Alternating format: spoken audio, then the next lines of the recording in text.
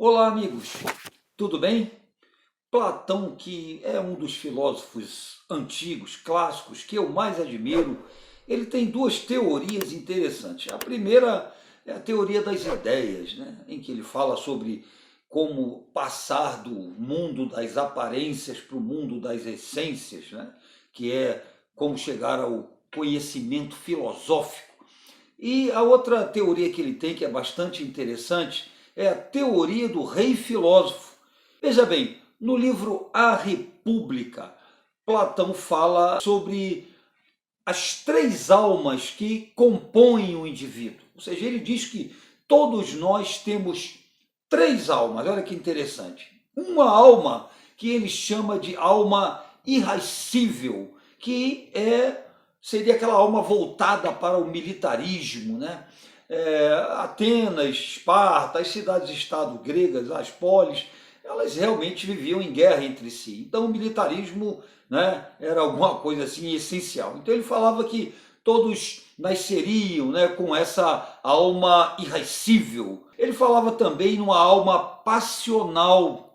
A alma passional seria aquela alma voltada para os desejos, para as paixões, daí o termo a alma passional. E falava também numa terceira alma, essa sim mais nobre, que seria a alma racional, que seria a alma voltada para a reflexão filosófica.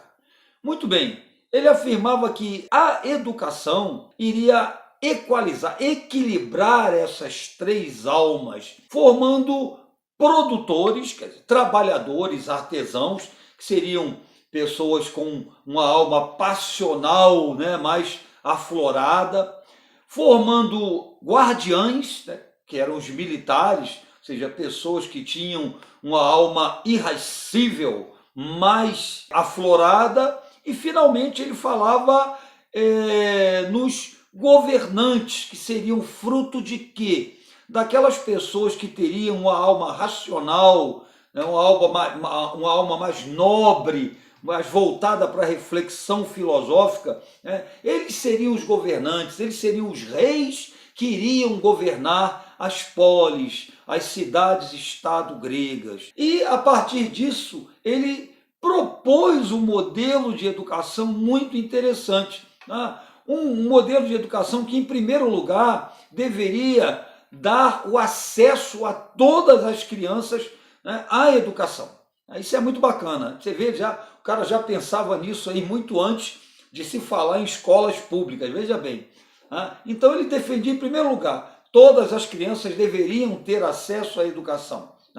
E aí, com o passar do tempo, né, os mestres deveriam observar esses estudantes, na medida em que eles fossem amadurecendo, para ver qual era a alma, né, que mais aflorava, que mais aparecia, que era mais acentuada em cada um desses jovens. Ou seja, qual era a vocação deles. Se era para ser um produtor, um trabalhador, né?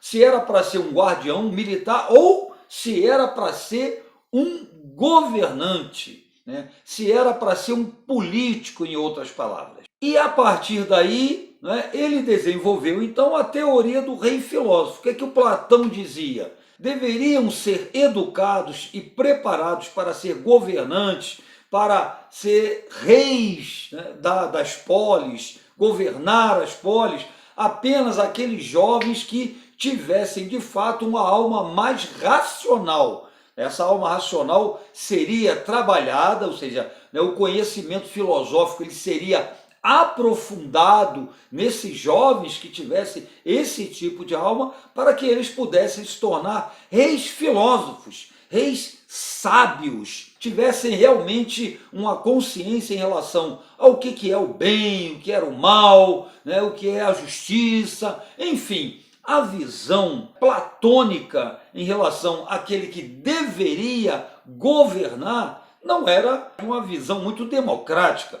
Eu diria que era uma visão aristocrática. Existe uma diferença entre democracia e aristocracia. Se a democracia é o governo de todos, a aristocracia significa o governo dos melhores em grego. Ou seja, quais seriam os melhores?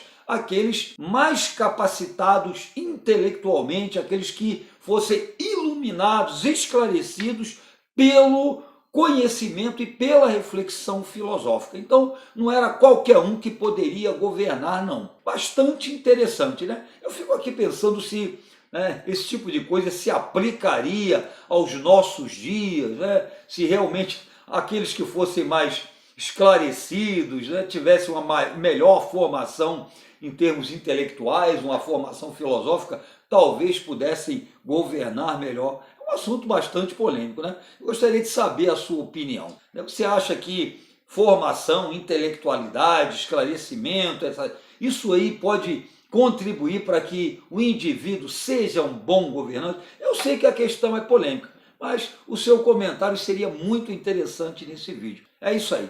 Um grande beijo para você. Não deixe de se inscrever e compartilhar nossos vídeos com seus amigos. Dá um pulo lá no Instagram, eu sempre lembro a vocês, tá? Tem novidade por lá. Um grande abraço, Polis, e até a próxima.